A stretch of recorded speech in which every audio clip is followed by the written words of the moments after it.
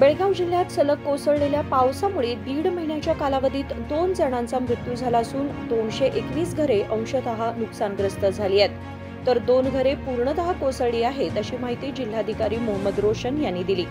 बुधवारी बेळगावमध्ये पत्रकारांशी बोलताना त्यांनी सांगितले की जिल्ह्यात सुमारे 140 हेक्टर क्षेत्रातील पिकांचं नुकसान झालं आहे। त्याचबरोबर 5.25 हेक्टर क्षेत्रावरील बागायती पिकांचंही नुकसान झालं आहे। ಸಡನ್ಲಿ ನೆನಪು ಬರ್ತವೆ ನಿಮಗೆ। ಎಲ್ಲರಿಗೂ ನಮಸ್ಕಾರ। ಬೆಳಗಾವಿ ಜಿಲ್ಲೆಯಲ್ಲಿ ಈ ಮಳೆ ಪರಿಸ್ಥಿತಿ ಬಗ್ಗೆ ನಮ್ಮ ಮಾಧ್ಯಮದ ಸಮಿತ್ರರು ನಮಗೆ ಕೇಳಿದ್ದಾರೆ। ಇವತ್ತಿನ ಪರಿಸ್ಥಿತಿ ಎಲ್ಲ ನಿಯಂತ್ರಣದಲ್ಲಿದೆ। ಇಲ್ಲಿ ಮಠ ದುರದೃಷ್ಟವಶಾತ್ ಇಬ್ಬರು ಜನರು ಅವರ ಜೀವನವನ್ನು ಅವರು ಕಳ್ಕೊಂಡಿದ್ದಾರೆ, ಇಬ್ಬರು ತೀರ್ಕೊಂಡಿದ್ದಾರೆ।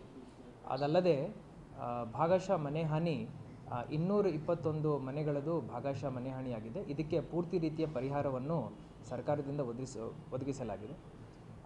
ಇದಲ್ಲದೆ ಸಂಪೂರ್ಣ ಮನೆ ಹಾನಿ ಆಗಿರೋ ಪ್ರಕರಣಗಳು 2 ಮನೆಗಳು। ಇದಕ್ಕೂ ಸರ್ಕಾರ ಮಟ್ಟದಿಂದ ಏನು ಪರಿಹಾರ ಕೊಡಬೇಕೋ ಅದನ್ನು ನೀಡಲಾಗಿದೆ। ಜೀವಹಾನಿ ಎಲ್ಲೆಲ್ಲಿ ಆಗಿದೆ ಆ 2 ಸಂದರ್ಭದಲ್ಲಿಯೂ ಸರ್ಕಾರದಿಂದ ಆ ಕುಟುಂಬಸ್ಥರಿಗೆ ಸಾಂತ್ವನವನ್ನು ಹೇಳುತ್ತಾ ಪರಿಹಾರ ಧನವನ್ನು ಆಲ್ರೆಡಿ ನೀಡಲಾಗಿದೆ। ಬೆಳೆ ಹಾನಿಗೆ ಸಂಬಂಧಪಟ್ಟಾಗಿ ಹೇಳಬೇಕಂದ್ರೆ ಇಲ್ಲಿ ಮಠ 140 ಹೆಕ್ಟೇರ್ ಕೃಷಿ ಭೂಮಿ ಈ ಒಂದು ನೆರೆ ಹಾವಳಿಗೆ ಒಳಪಟ್ಟಿದೆ। ಅದಲ್ಲದೆ ಹಾರ್ಟಿಕಲ್ಚರ್ ತೋಟಗಾರಿಕೆ ಇಲಾಖೆಗೆ ಸಂಬಂಧಪಟ್ಟಾಗಿ ಒಂದು 5.25 ಹೆಕ್ಟೇರ್ ಮಾತ್ರ ಇದರಲ್ಲಿ ಎಫೆಕ್ಟ್ ಆಗಿದೆ।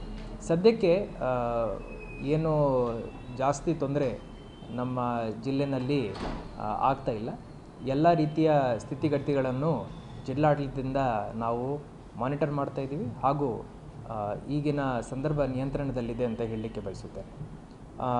ಇದಲ್ಲದೆ ಈಗ ಕಳ್ಳೋಳ್ ಬ್ಯಾರೇಜಲ್ಲಿ ಮಹಾರಾಷ್ಟ್ರದಿಂದ ಬರುವ ನೀರಿನ ಮಟ್ಟ ಸದ್ಯಕ್ಕೆ 40,000 ಕ್ಯೂಸೆಕ್ಸ್ ಇದೆ। ನಾವು ಬೆಳಗಾವಿ ಜಿಲ್ಲೆಯಲ್ಲಿ 2 ಲಕ್ಷ ಕ್ಯೂಸೆಕ್ಸ್ ದಾಟಿದೆ ಅಂದರೆ ಆವಾಗ ಅಲರ್ಟ್ನು ಘೋಷಣೆ ಮಾಡ್ತೀವಿ। ಸದ್ಯಕ್ಕೆ ಆ ನೀರಿನ ಮಟ್ಟನೂ ಪ್ರವಾಹ ಏನಿದೆ ಅದನ್ನು ನಿಯಂತ್ರಣದಲ್ಲಿದೆ। ಈಗ ಹಿಡಕಲ್ ಜಲಾಶಯದಲ್ಲಿ ನೀರು ಚೆನ್ನಾಗಿ ತುಂಬಿಕೊಂಡಿದೆ।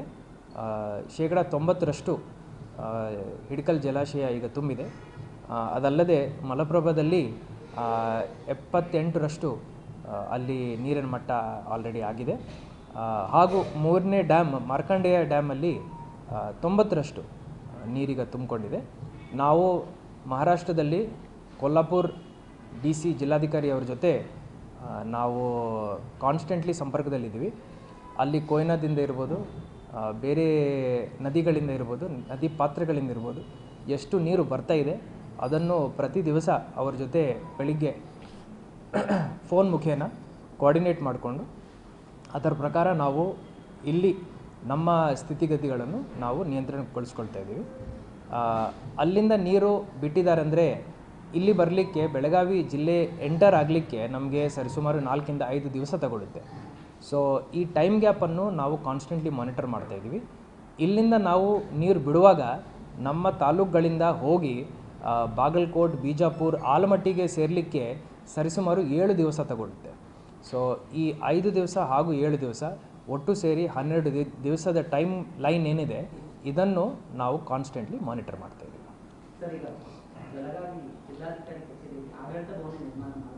जिल्ह्यातील सर्व जलाशय भरले असून नद्यांमध्ये पाणी सोडण्यात येत आहे असंही त्यांनी सांगितलं।